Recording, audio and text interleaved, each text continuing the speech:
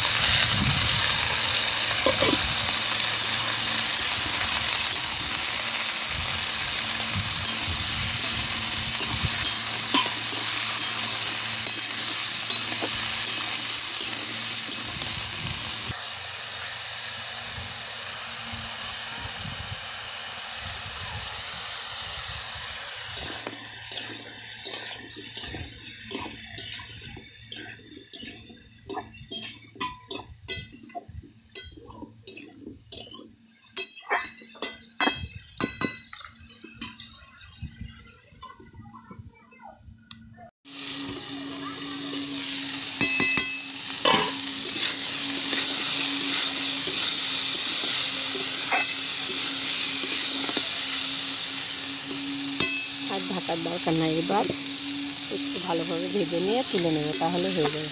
সেদ্ধ হয়ে গেছে আলুটা, আলু আর কচি ব্যাস, আর ভাজা ভাজা হলেই তুলে নেব।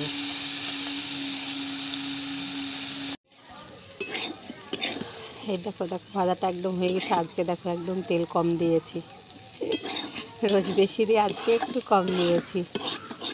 তো সেই সুন্দর হয়েছে ভাজাটা। আর কাঠের জালে রান্না তো জানো, সেই মজা কাঠের জালে রান্না। এবার তুলে নেব, হয়ে গিয়েছে।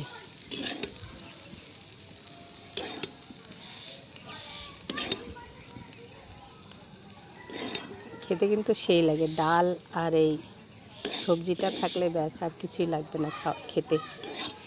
সিম্পল সবজি একদম। দেখো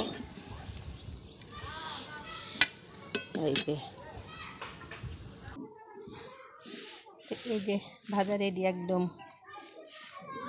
দেখতে সেই সুন্দর লাগছে, খেতেও কিন্তু সেই সুন্দর। খেতে কেমন হলো বলো তোমরাও বানিয়ে খাবে, দেখবে খুব সুন্দর লাগে খেতে এই ভাজাটা। তো আজকের ভিডিওটা এই পর্যন্তই। আল্লাহ হাফিজ, সবাই ভালো থেকো, সুস্থ থেকো।